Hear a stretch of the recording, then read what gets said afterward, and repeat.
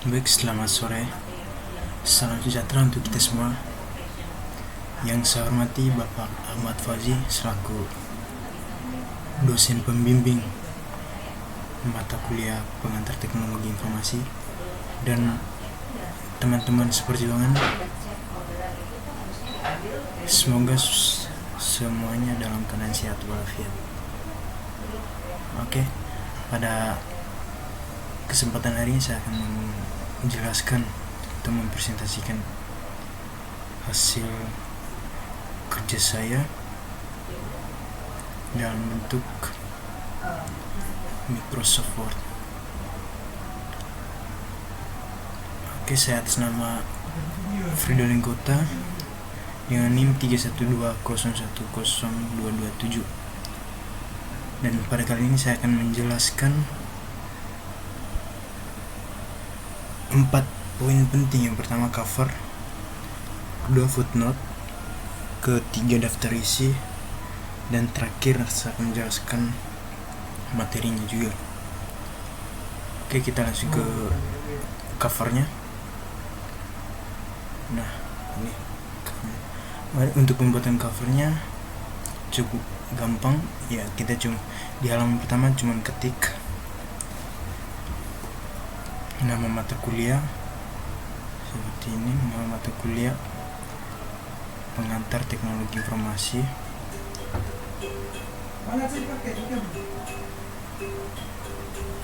Terus spasi tugas, makalah, pengenalan software, terus nama dosen, ditambah lagi keterangannya tugas untuk memenuhi nilai pada pertemuan ketiga. Nah, setelah kita tulis ketik ini, tinggal insert logo. Misalnya ini saya hapus dulu. Oke, saya hapus dulu. Saya akan insert gambar seperti ini. Nah, logo, terus insert. Nah, udah. Habis itu saya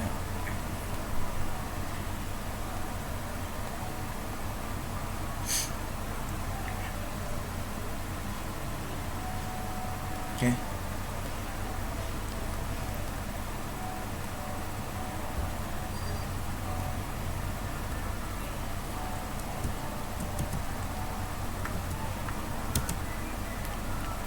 Seperti ini.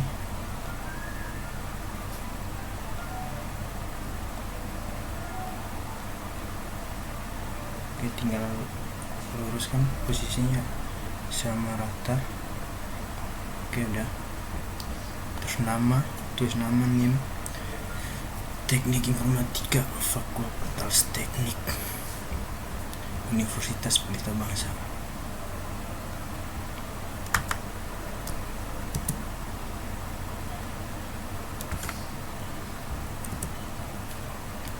Oke, covernya seperti itu.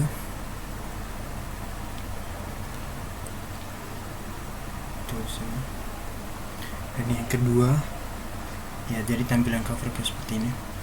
Yang kedua footnote atau catatan kaki yang seperti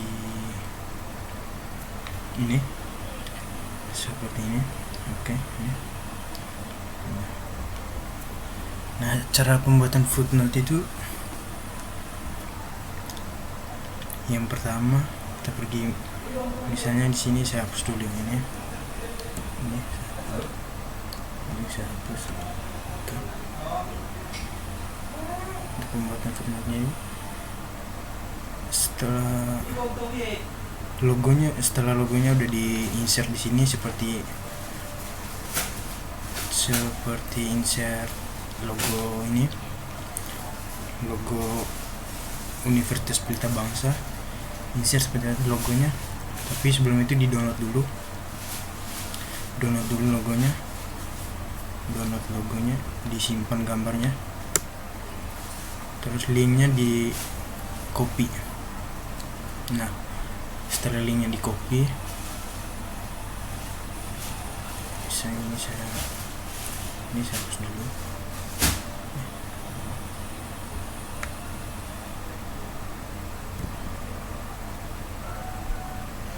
Baik, misalnya ini saya hapus dulu.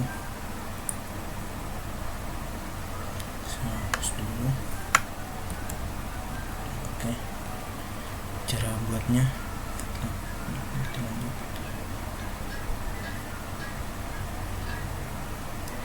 jadi yang pertama ini digambar logo di ujungnya, atau bisa caranya blok semua tulisan ini, terus pergi ke menu referensi ke insert footnote. Oke, klik. Nah, jadi dia langsung bawa saya ke bawah, pas di atas sudah ada.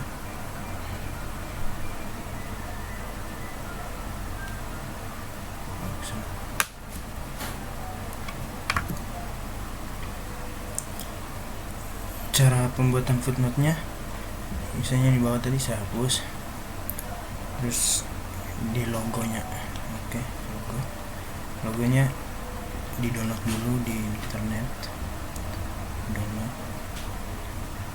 Jadi logonya saya dapat dari sini, logo ini dari gambar ini, disimpan, save image as. Habis udah disimpan, terus linknya ini di copy, link ini di copy, ini logonya. Oke, setelah di copy,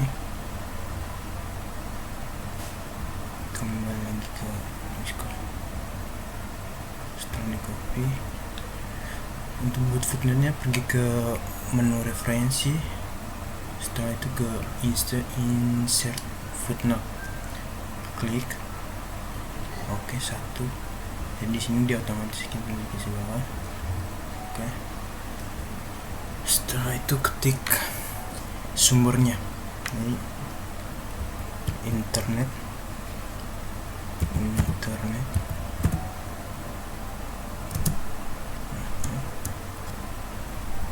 Copy linknya tadi. Oke. Terus tambah diakses pada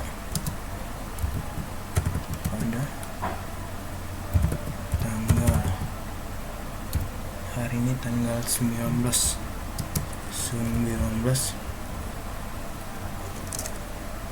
garing 12 hari 2020.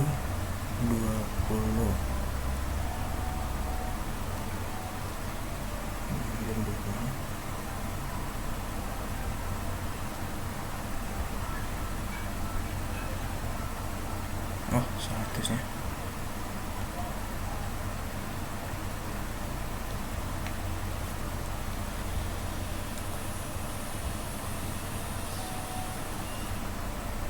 Diakses pada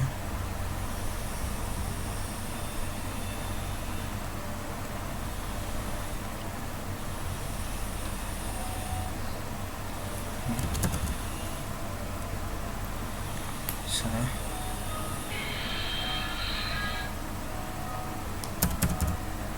Jadi jamnya dulu diakses pada misalnya 13 tipnya 23. Oke, udah titik. Oke, bersama sudah. Jadi gunanya footnote ini, atau sini kita mencantumkan link dari logo ini, logonya.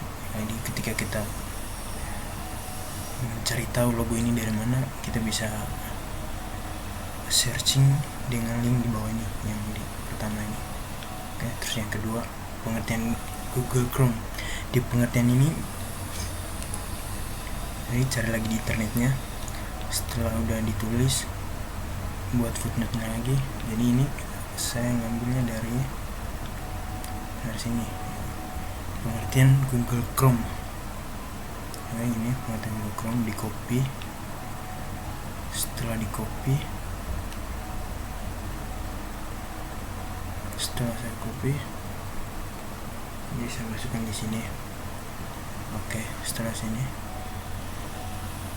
terus setelah pengertiannya udah di copy, nah yang kedua linknya di copy juga, linknya di copy.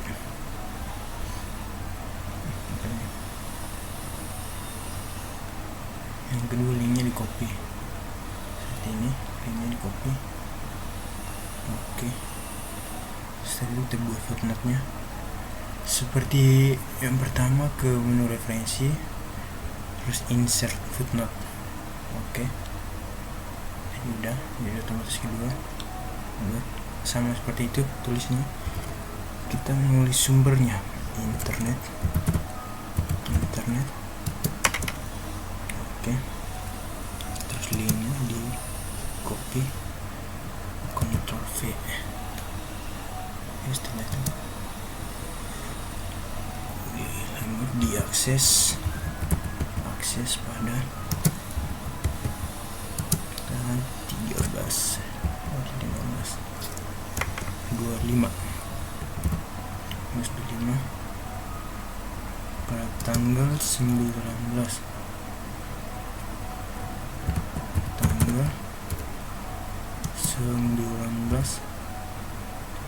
bulan 12 2020.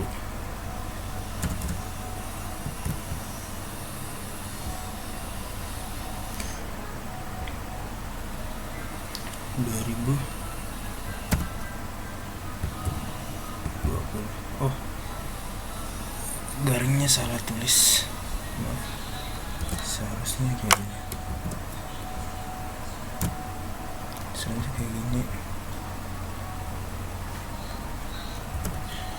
garingnya.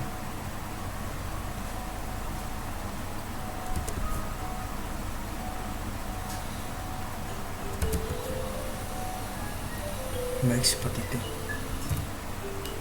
Oke, seperti itu cara pembuatan footnote-nya.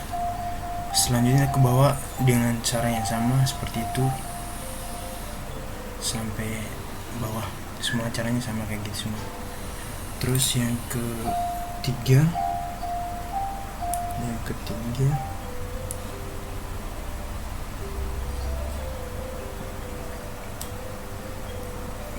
cara pembuatan daftar isi. Oke, cara pembuatan daftar isi. Ini cara pembuatan daftar isi. Jadi ini saya buatnya manual.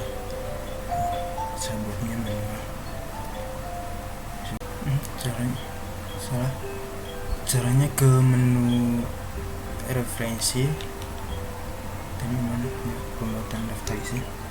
Ke menu referensi, terus ke ini, klik table of contents. Oke, terus kita pilih ya, kontennya di mana. Nah, seperti apa kita tinggal pilih. Misalnya ini saya buatnya manual. Misalnya saya buatnya sini, table of contents. Jadi dia akan otomatis. Oke.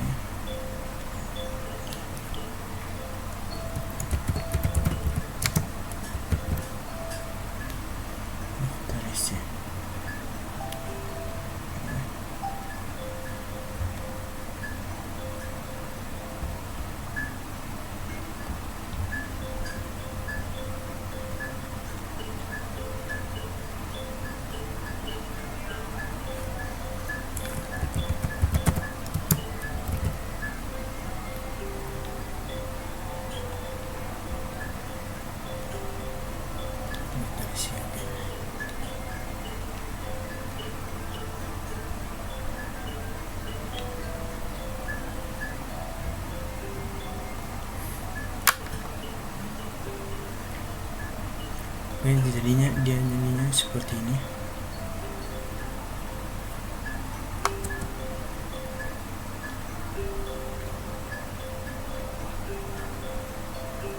Udah jadi seperti ini daftar isinya.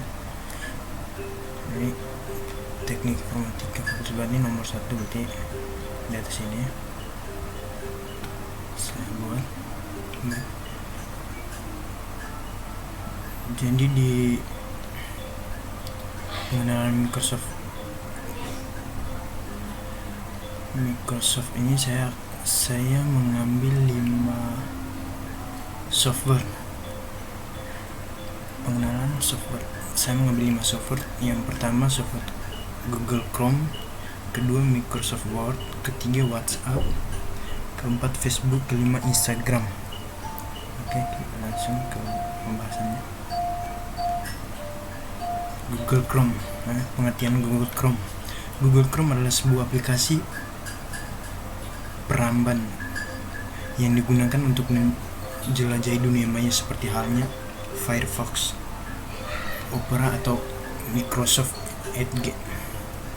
Jika Firefox dikembangkan oleh Mozilla, Google Chrome dibuat dan dirancang oleh Google, perusahaan internet terbesar di dunia yang juga mempunyai Android. Proyek open source yang digunakan oleh Google disebut Chromium, menggunakan mesin rendering WebKit sampai dengan versi 27 dan dirancang untuk bekerja dengan kecepatan di atas rata-rata, namun tetap ringan dijalankan di perangkat desktop dan mobile. Sejarahnya, Google mengeluarkan browser terbaru yang diberi nama Google Chrome.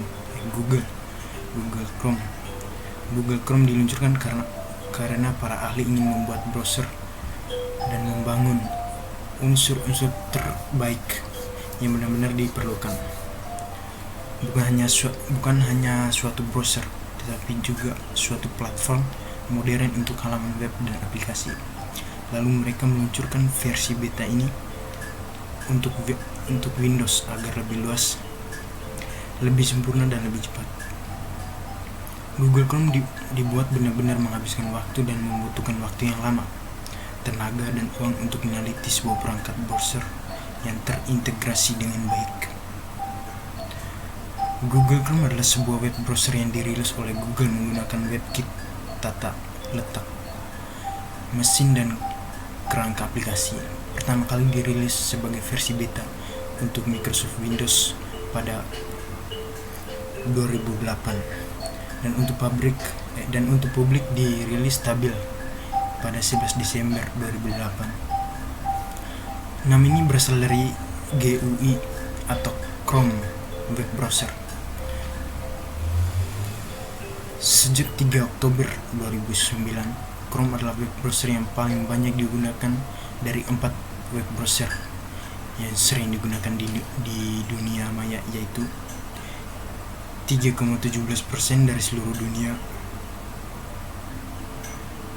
Pengembangan versi Chrome untuk Linux dan Mac OS X yang dirilis pada Juni 2009. Google merilis seluruh kode sumber dari Chrome, termasuk mesin JavaScript V8, dipesan lebih dahulu sebagai proyek sumber terbuka berjudul Chromium pada tahun 2008. Langkah ini memungkinkan pengembang dapat dilanjutkan ke Linux dan Mac OS X platform.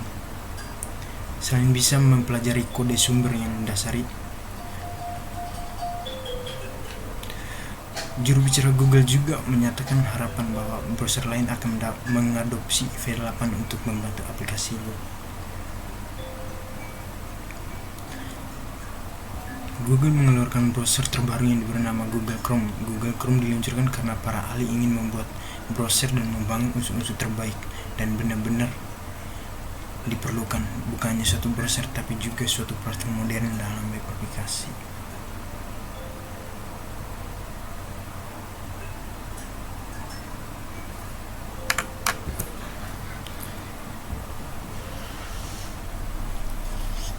Terus pengalaman saya menggunakan Google Chrome. Saya selalu menggunakan Google Chrome untuk menjelajahi internet. Itu karena Google Chrome sangat mudah diakses baik di PC maupun Android.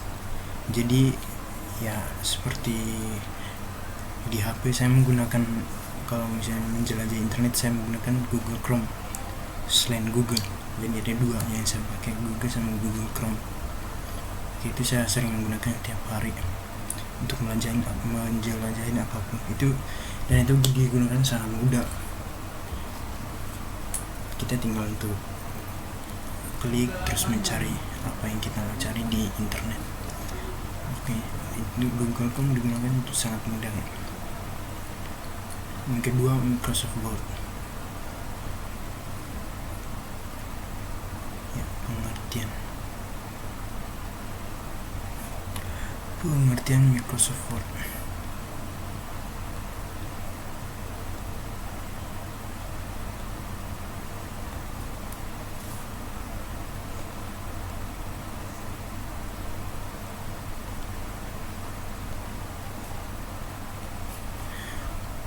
Microsoft Word adalah sebuah perangkat lunak atau program aplikasi pengolah data berupa huruf atau angka yang digunakan untuk memperluas bisnis, pekerjaan, pembuatan laporan, pembuatan dokumen, makalah, skripsi, atau hal lain yang berkaitan dengan tulis-menulis yang dikembangkan oleh perusahaan Microsoft. Sejarah Microsoft Word. Microsoft Word adalah perangkat lunak pengolah kata yang dikembangkan oleh Microsoft.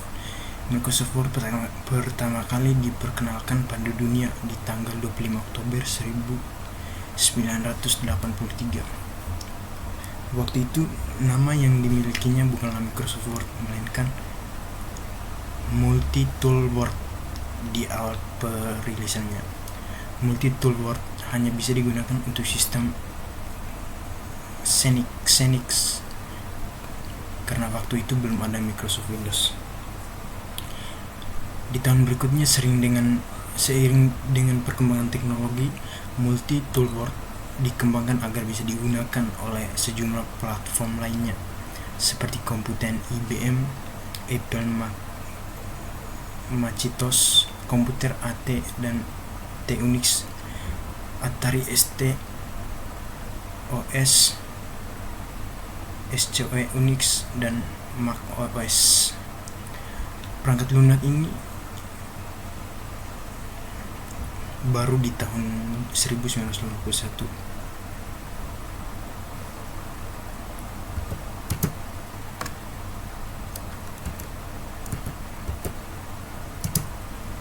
Microsoft memperkerjakan Charles Simonyi, pengembang Bravo, perangkat lunak pengolah kata pertama kali di dunia. Simonyi mulai mengerjakan pengolah kata bernama Multi-Tool Word dibantu oleh Richard Brody, bekas pegawai Xerox. Brody menjadi pengembangan utama Multi-Word Tool di tahun-tahun berikutnya. Microsoft merilis Multi-Tool Word untuk perangkat Xenix dan MS-DOS di tahun 1983. Nama ini kemudian disederhanakan menjadi Microsoft Word, tak seperti kebanyakan program MS-DOS lainnya saat itu. Microsoft Word didesain untuk digunakan dengan mouse. Kemampuan Word pada saat itu terbatas hanya pada kemampuan untuk melakukan undo, display text bold, italic, dan underline atau dengan garis bawah. Word dengan cepat mengalahkan perangkat lunak pengolah kata lainnya, WordStar, karena memiliki tampilan yang sangat berbeda. Tahun demi tahun, Microsoft terus menyempurnakan Word dengan merilis versi 2.0 hingga 5.0. Hanya dalam kurun waktu 6 tahun saja, di tahun 1985, Microsoft merilis Word yang bisa digunakan untuk perangkat macOS. Sejak dirilis untuk perangkat macOS, penjualan untuk macOS lebih tinggi dibandingkan dengan penjualan di perangkat MS-DOS selama kurang lebih 4 tahun. Perilisan kedua untuk macOS jatuh di tahun 1987 dengan nama Word 3.0. Perilisan ini dilakukan hanya untuk sinkronisasi antara pengguna macOS dengan DOS. Ini adalah pertama kalinya penggunaan macOS dan DOS bisa saling bertukar file Word. Word 3.0 hadir dengan banyak perbaikan dan fitur baru, diantaranya adalah implementasi Rich Text Format (RTF) untuk pertama kalinya. Namun sayangnya implementasi RTF ini diiringi dengan sejumlah bug error. Namun beberapa bulan berikutnya, Microsoft merilis versi 3.01 yang memperbaiki bug tersebut. Versi 3.01 ini dikirim secara gratis kepada pengguna Word 3.0 yang terdaftar. Di pertengahan tahun 90-an, di pertengahan 90-an Word di perangkat macOS tidak memiliki saingan berarti. MS Word 5.1 yang dirilis tahun 1992 sangat populer di kalangan pengguna komputer karena tampilan yang elegan, kemudahan penggunaan, dan fitur-fitur yang sangat berguna. Banyak pengguna bahkan mengatakan MS Word atau Microsoft Word 5.1 adalah versi terbaik yang pernah dibuat oleh Microsoft. Oke, pengalaman menggunakan Microsoft Word. Jadi saya sering menggunakan Microsoft Word. Software ini sangat membantu saya mengerjakan tugas dari kampus, seperti makalah, tugas-tugas untuk mengetik, membuat lamaran pekerjaan, membuat CV dan sebagainya. Jadi saya juga sering menggunakan Microsoft Word. Jadi Microsoft Word sangat berguna bagi saya. Jadi manfaatnya itu sangat luar biasa.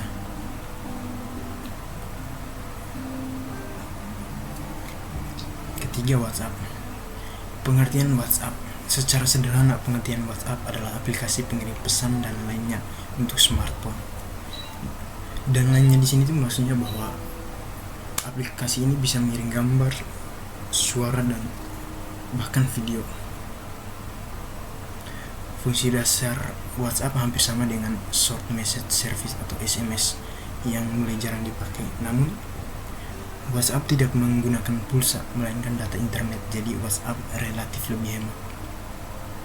Sejarah WhatsApp.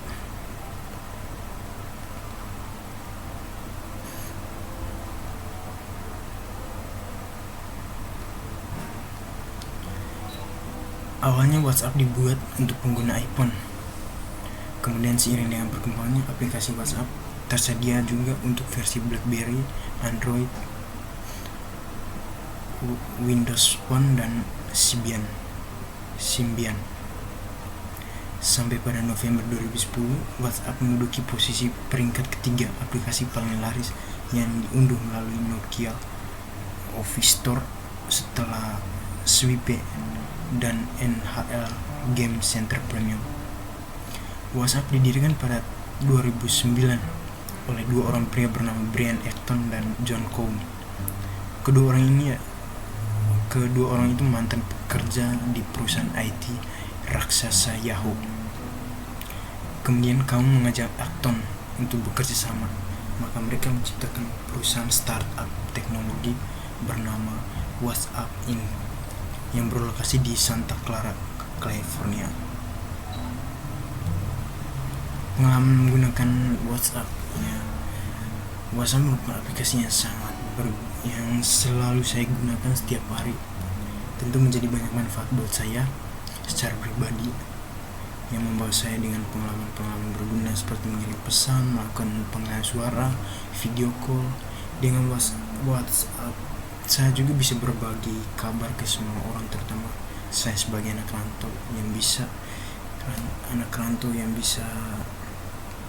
bisa dengan mudah menghubungi keluarga, kenalan, dan sahabat. Seperti itu. Yang keempat, Facebook. Pengertian Facebook. Logonya seperti ini. Jika diartikan dari frasa katanya, maka Facebook dapat diartikan sebagai buku muka. Meskipun begitu, Pada kenyataan, pengertian Facebook bukan hanya sekedar situs yang menyediakan informasi berupa buku muka bagi penggunanya saja. Lebih dari itu,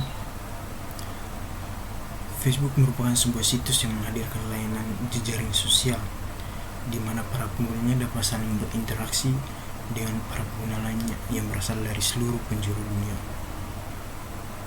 Dalam situs jejaring sosial ini, penggunanya dapat mengunggah dan berbagai informasi mengenai dirinya, sehingga para pengguna Facebook lainnya dapat mengetahui informasi tersebut untuk lebih mengenal pemilik akun tersebut. Tidak hanya itu, para pengguna akun Facebook juga dapat saling mengomentari berbagai hal seperti tulisan status ataupun informasi lainnya yang mereka bagikan dalam situs jejaring sosial ini. Oke, sejarah. Ide situs jejaring sosial Facebook pertama kali berasal dari sebuah situs web, FaceMash, yang terlebih dahulu didirikan oleh Mark Zuckerberg.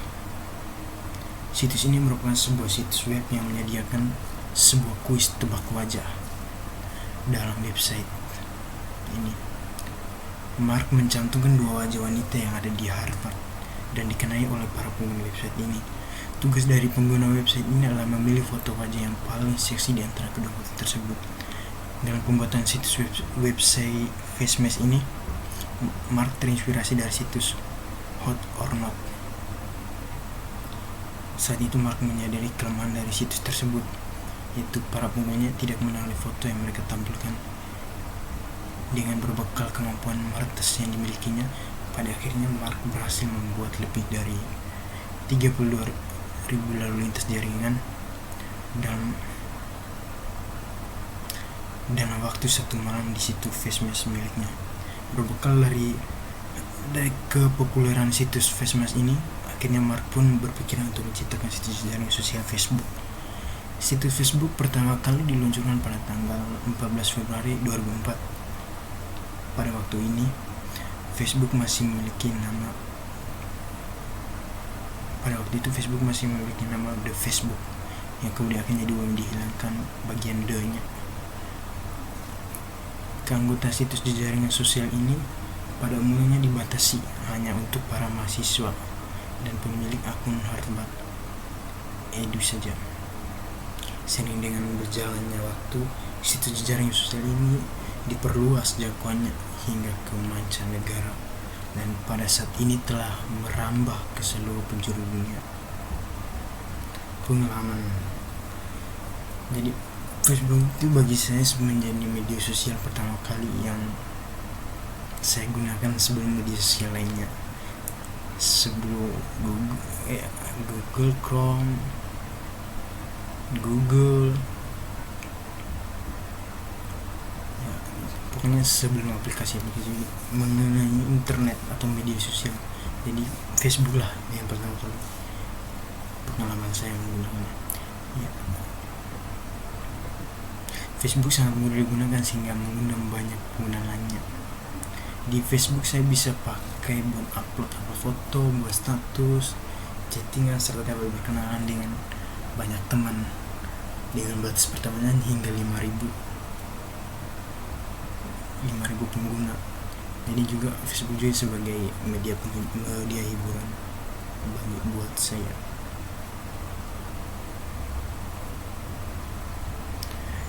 Terakhir, Instagram. Pengertian Instagram secara sederhana dapat didefinisikan sebagai aplikasi mobile berbasis iOS, Android, dan Windows Phone, di mana pengguna dapat membidik, mengedit, dan memposting foto atau video ke laman utama Instagram dan jejaring sosial lainnya. Foto dan video yang dibagikan nanti akan terpampang di feed pengguna lain yang menjadi follower Anda. Sistem pertemanan di Instagram menggunakan istilah following dan follower. Following berarti Anda mengikuti pengguna, sedangkan follower berarti pengguna lain yang mengikuti Anda. Selanjutnya, setiap pengguna dapat berinteraksi dengan cara memberikan komentar dan memberikan respon suka terhadap foto yang dibagikan. sejarah Instagram. Mungkin sebagian dari kita hanya mengetahui bahwa sejarah Instagram bermula dari Facebook yang mengakuisisi media sosial tersebut. Anggapan ini enggaklah salah, hanya kurang tepat saja. Karena faktanya Instagram telah ada sejak birth-in startup yang didirikan Kevin Systrom dan Mike Krieger. Lewat startup tersebut muncul sebuah aplikasi untuk berbagi foto dan video yang diberi nama Burp. Seperti ini. Ketika diperkenalan untuk pertama kalinya, Burp dianggap terlalu banyak fitur. Sementara kedua CEO tersebut menginginkan sebuah aplikasi dengan fitur lebih sederhana, yaitu berbagi foto dan video, tombol like serta kolom komentar. Maka dilakukan penyederhanaan, dan dari sinilah sejarah Instagram dimulai. Pada awal kemunculannya yaitu 6 Oktober 2010, Instagram hanya dirilis khusus pengguna iOS. Setelah aksesnya dan diunduh sebanyak 1 juta pengguna, media sosial itu pun kembali merilis versi Android, tepatnya pada 3 April 2012. Pengalaman menggunakan Instagram, ya saya baru menggunakan Instagram belum terlalu lama. Saya juga tidak terlalu sering menggunakannya. Tapi yang saya tahu, software ini memiliki fungsi yang kurang lebih sama dengan Facebook. Selain kita bisa mengirim pesan, kita juga bisa mendapat informasi di dalamnya. Oke.